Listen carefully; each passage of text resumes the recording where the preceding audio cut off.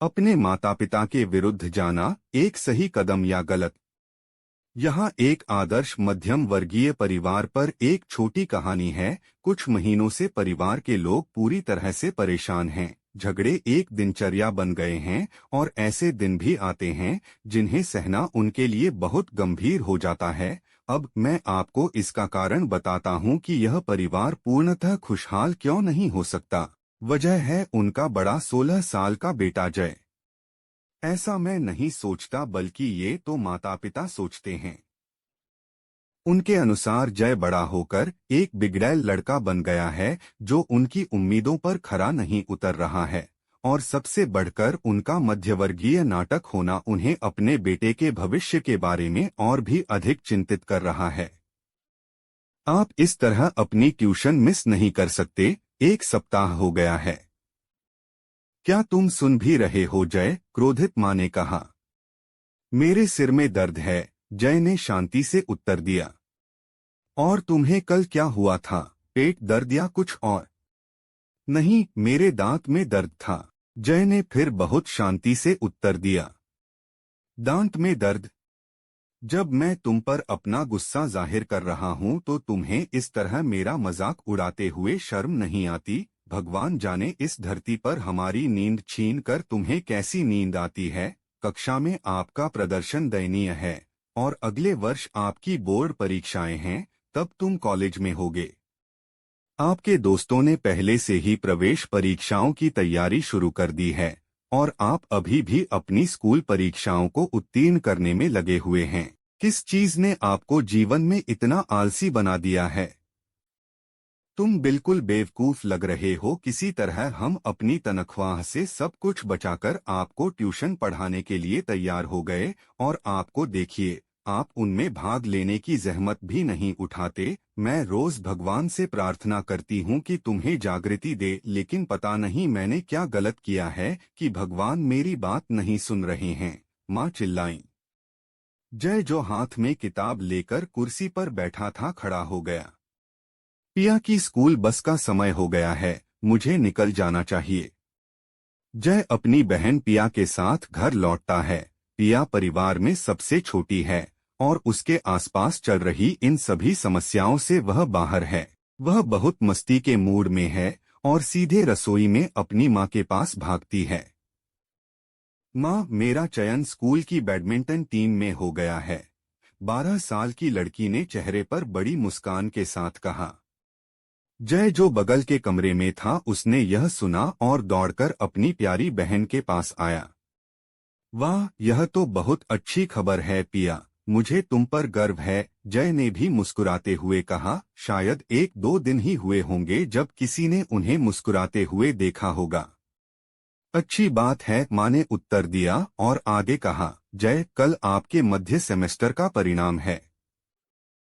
हाँ माँ, जय ने अपनी माँ से नजरें मिलाने से बचने की कोशिश करते हुए उत्तर दिया। क्या आप यह बात मुझसे छुपाने की कोशिश कर रहे थे? मैं विश्वास नहीं कर सकता कि आप इस स्तर तक आ गए हैं। बेहतर होगा कि आप अच्छे अंक प्राप्त करें और अपने भविष्य के बारे में गंभीर होना शुरू करें, निराश माँ ने कहा और अपने कमरे में चली गई। जय ने ताना मारते हुए कहा, तो बेहतर होगा कि मुझे कोई नतीजा न मिले। भाई, क्या तुम्हें लगता है कि माँ मुझसे प्यार करती है? वह हर समय तुम्हारे बारे में बात करती है और उसे मेरी बिल्कुल भी परवाह नहीं है, पिया ने फुसफुसाते हुए कहा। ओह पिया, काश माँ को मेरे बारे में कम से कम चिंता होती। इसे ध्यान में रखते हुए मेरी जगह रहना अच्छा नहीं है। पिछले सप्ताह आपका मैच कैसा था? पिया ने पूछा। ओह शतरंज वाला, मैं इसमें भाग नहीं ले सका। लेकिन आप तो फाइनल में थे भाई। यह उतना महत्वपूर्ण मैच नहीं था पिया, और मेरे पास करने के लिए अन्य चीजें हैं। अगली सुबह जय सचमुच चिंतित था। उसने अपनी माँ की बातों को कभी भी गंभीरता से नहीं लिया, लेकिन वह जानता था कि आज उसके पिता इसमें शामिल होने वाले हैं। इससे वह बहुत डर गया क्योंकि वह अपने पिता को जवाब देने की हिम्मत नहीं कर पा रहा था और आजकल उसका गुस्सा बहुत बढ़ गया है। सबसे बढ़कर वह इतना घबरा गया कि उसने अपने पिता के साथ स्कूल जाने से इनकार कर दिया। पिताजी रास्ते में होंगे और किसी भी क्षण घर पहुंच जाएंगे। उसे कितने अंक मिले? पिताजी ने हॉल में प्रवेश करते ही मां से पूछा। जय सोफे पर लगभग सफेद चेहरा लेकर बैठा था। पिता ने रिजल्ट कार्ड मेज पर फेंका और एक गिलास पानी मांगा। मां पानी लाती है और जैसे ही वह पीने ही वाला था वह रुक गया और चिल्लाने लगा। ओह, आप उससे क्या उम्मीद करते हैं कि वह दिव्या को सबसे ऊंचा, दूसरा सबसे ऊंचा या कुछ और दिलाएगा? मुझे आशा है कि उसे यह जानकर खुशी होगी कि वह किसी तरह सभी विषयों में उत्तीर्ण होने में सफल रहा। हमारा बेटा कुल मिलाकर 50% अंक के साथ कक्षा के अंतिम रैंक धारकों में से एक है। इस लड़के ने हमारा कितना अपमान किया है। वह किसी काम का नहीं है। हम उसका भविष्य सुरक्षित करने के लिए ही उसे वह सब कुछ प्रदान करते हैं जो हम कर सकते हैं, लेकिन ये मूर्ख हर बात से बेपरवाह है। आप इस दुनिया में कैसे जीवित रहेंगे? हमारे पास आपके लिए छोड़ने के लिए कुछ भी नहीं है जिस पर आप भविष्य में निर्भर रह सकें। इन दिनों नौकरी के बहुत सारे अवसर हैं। यदि आप पढ़ाई में अच्छे हैं तो आसानी से उनका लाभ उठा सकते हैं, लेकिन मुझे लगता है कि उसके सपनों की दुनिया अभी भी खत्म नहीं हुई है ताकि वह अपनी वास्तविक दुनिया के बारे में सोच सके। हालांकि हम कम आरामदायक जीवन जी रहे हैं, लेकिन मैंने हमेशा आपको सर्वोत्तम शिक्षा प्रदान करने की पूरी कोशिश की है ताकि आपका जीवन आरामदायक हो। लेकिन मुझे नहीं पता कि आप कुछ भी क्यों नहीं समझ पाते हैं। क्या तुमने यह भी सोचा है कि तुम भविष्य में कमाई के लिए क्या करोगे? हे हारे हुए! पिता का गुस्सा चरम पर था। ऐसा लगता है कि वह और बोलना चाहते थे, लेकिन उनके गर्म गले से कोई आवाज नहीं निकल रही थी। जय यह सब चुपचाप सुन रहा था। उसकी मां अपना काम फिर से शुरू करने के लिए रसोई में चली गई। उसने अपने पिता को पानी पीते हुए देखा। अचानक पिता ने कहा, उसे एक भी शब्द नहीं बोलना है। मुझे नहीं पता कि वह बड़ा होकर इतना बेकार क्यों हो गया है। अगर तुम में थोड़ी सी भी शर्म बची है तो कम से कम इतना तो कहो कि अब से ध्यान दोगे और खुद को बदलोगे, वरना अब से मुझे अपना चेहरा मत दिखाना। तुम्हारी आदतों ने मुझे हद से ज्यादा परेशान कर दिया है। अब मेरा तुमसे कोई लेना देना नहीं है। मैंने वही किया जो मैं कर सकता था। इसे इससे बेहतर नहीं किया जा सकता था, जय ने बहुत धीमी आवाज में कहा। पापा जोर से दरवाजा बंद करके अपने कमरे में चले जाते हैं। जय धीरे धीरे चलता हुआ अपने कमरे में चला गया। उसने सोने की कोशिश की लेकिन उसे नींद नहीं आई। फिर उसने अपनी शेल्फ से एक किताब निकाली और कुर्सी पर बैठ गया, लेकिन फिर उसकी नजर अपने कमरे की छत पर टिकी रही। कोई नहीं जानता था कि उसके मन में क्या विचार आ रहे थे, लेकिन वह अभी भी छत की ओर देख रहा था। शाम का समय था और पिया स्कूल से वापस आ गई थी। वह सीधे अपनी माँ के पास भागी। माँ, मुझे एक नया रैकेट चाहिए, क्या आप मुझे खरीदोगी? लेकिन अभी आपके हाथ में एक है। इस बीच पिया की आवाज सुनकर जय कमरे से बाहर आता है और उन्हें किसी बात पर बहस करते हुए देखता है। यह अच्छा नहीं है। मुझे अगले सप्ताह इंटर स्कूल चैंपियनशिप के लिए खेलना है। यह काम नहीं करेगा। मुझे एक ब्रांडेड चाहिए, प्लीज माँ। अगर मैं इसके साथ खेलूंगा तो हार जाऊंगा। तुम्हें इसे इतनी गंभीरता से लेने की जरूरत नहीं है, पिया। आप जानते हैं कि हम इतनी महंगी खेल सामग्री नहीं खरीद सकते। आखिरकार यह सिर्फ एक खेल है। आपको अपने रिपोर्ट कार्ड में इसके लिए कोई ग्रेड नहीं मिलेगा और मुझे संदेह है कि आपके पिता आपको उस इंटर स्कूल चीज के लिए अनुमति देंगे। इसे अभी भूल जाइए। हम इस बारे में बाद में बात करेंगे। तुमने आज काफी खेल लिया है। अपने कमरे में जाओ और अपनी पढ़ाई पर ध्यान दो। अपनी माँ के मुंह से ये बातें सुनकर पिया बहुत निराश हो गई। वह रोने ही वाली थी। जय ये सब देख रहा था।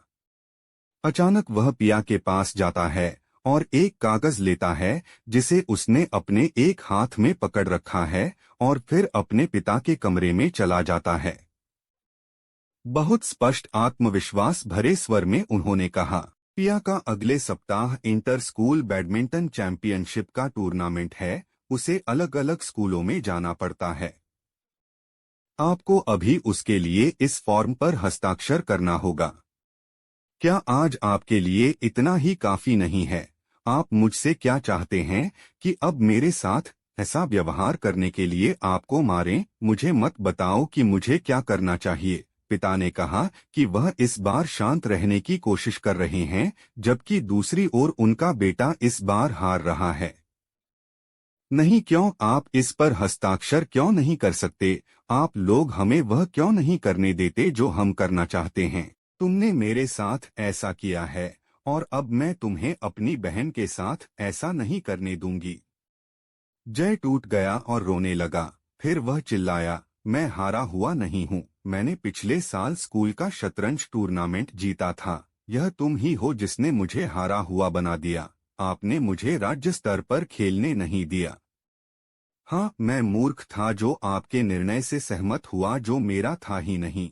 मैं पढ़ाई में कुछ बेहतर नहीं कर सकता, लेकिन मुझे पता है कि अब मैं अपने खेल में बहुत बेहतर कर सकता हूँ। इतने दिनों से मैं आपकी और माँ की बातें सुनकर खुद को मार रहा हूँ, अपनी एक भी बात साझा नहीं कर रहा हूँ। लेकिन मैं अब ऐसा नहीं कर सकता। मैं अपना जीवन वापस चाहता हूँ और मैं जानता हूँ कि मैं अपने भविष्य के लिए क्या कर सकता हूँ। जय का चेहरा आंसुओं से भीगा हुआ था। ये सभी शब्द तुरंत उसके हृदय से निकल रहे थे। वह अभी भी रो रहा था। उनके पिता ने एक भी शब्द नहीं बोला। उसने टेबल से पेन उठाया और सामने रखे फॉर्म पर हस्ताक्षर कर दिया और सो गया। मुझे लगता है कि पिया को वह मिल गया जो वह चाहती थी। मुझे यह भी लगता है कि जय अपने शतरंज के खेल को जारी रखने के लिए काफी चतुर है, जिसे उसने 1 साल के लिए छोड़ दिया था। मुझे उम्मीद है कि यह उनके बेटे के विषय पर उनकी आखिरी लड़ाई थी। अब कुछ ऐसा है जिसे हमें समझने की आवश्यकता है। कई बार माता पिता हमें सही दिशा दिखाने और हमें वह करने के लिए प्रोत्साहित करने का बहुत अधिक ध्यान रखते हैं जो उन्हें लगता है कि हमारे लिए सबसे अच्छा है, खासकर मध्यम वर्गीय परिवार में जहां माता पिता चाहते हैं कि उनके बच्चे जल्द से जल्द नौकरी पर लग जाएं। इसमें वे गलत नहीं हैं। हर माता पिता अपने बच्चे के भविष्य के लिए सर्वश्रेष्ठ चाहते हैं, लेकिन हम गलत हैं अगर हम उन्हें यह एहसास नहीं कराते कि हम वास्तव में क्या करना चाहते हैं। यह हमारा कर्तव्य है कि हम एक स्टैंड लें और उन्हें खुद पर विश्वास दिलाएं। जय ने ऐसा करने में थोड़ी देर कर दी। मुझे आशा है कि आप ऐसा नहीं करेंगे। एंड